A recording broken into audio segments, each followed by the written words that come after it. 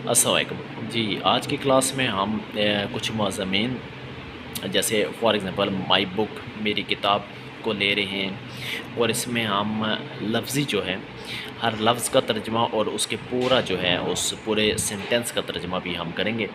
तो जैसे लिखा हुआ है दिस इज़ अ बुक। अब दिस ये इज़ है आ एक बुक किताब। अब इसको हम जब जोड़ेंगे तो ये बन जाएगा ये एक किताब है। इट ये इज़ है माई मेरी इंग्लिश अंग्रेज़ी बुक किताब। ये मेरी अंग्रेज़ी की किताब है। इसी तरह हम आगे चलते हैं और कुछ आगे पेजेस के ऊपर भी हम स्टडी करते हैं। It is a beautiful book. It ये इज़ है आ एक ब्यूटीफुल खूबसूरत बुक किताब। ये एक खूबसूरत किताब है।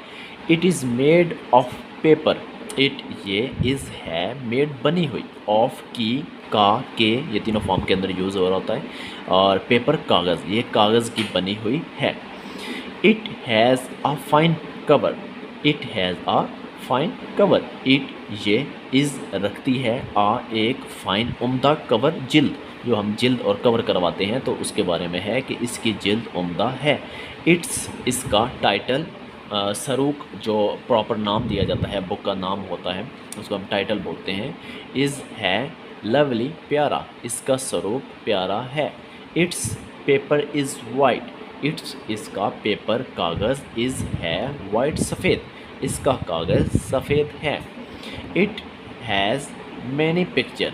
इट ये हैज़ रखती है मैनी बहुत सी पिक्चर्स तस्वीर। इसमें बहुत सी तस्वीर हैं। इट हैज़ ये रखती है इंटरेस्टिंग दिलचस्प स्टोरीज़ कहानियाँ। इसमें दिलचस्प कहानियाँ हैं। It has many poem. It ये हैज़ रखती है मैनी बहुत सी पोइम्स नज़में।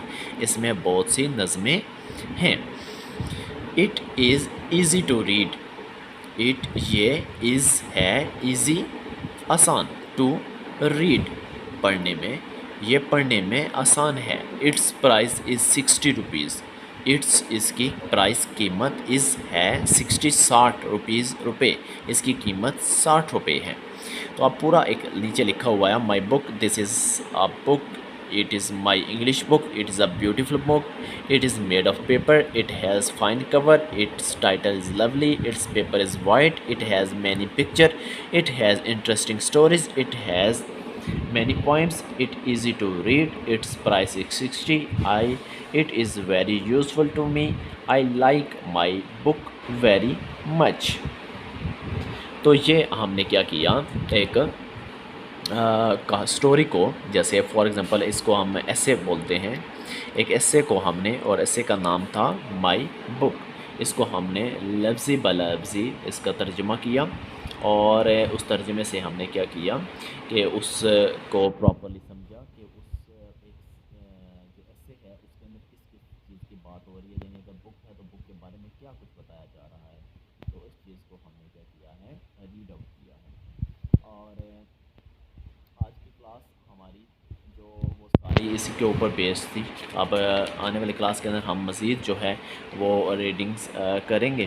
तो आप देख सकते हैं कि ये कितनी इजी और इस तरह अगर आप बच्चों को पढ़ाएंगे एक एक जो आपका वर्ड है उसको एक एक वर्ड की ट्रांसलेट मतलब उसका मीनिंग करके फिर उसकी ट्रांसलेशन करेंगे तो इस तरह बच्चे में जो है बहुत ज़्यादा इम्पेक्ट पड़ता है उसकी ग्रूमिंग के अंदर। ठीक है, तो ये इस तरह में एक वे है बहुत इजी होता है। जैसे for example this is a book. This को आपने अलग से उसका मीनिंग दिया, इसको अलग से आपने मीनिंग दिया, एक अलग से दिया, बुक का अलग से मीनिंग दिया और ये सारे मीनिंग देने के बाद आपने फिर क्या किया इनको कंबाइन किया और कंबाइन करने के बाद ये एक पूरा जुमला बन जाता है जो बच्चे के लिए अब उसको बनाना इजी हो जाता है।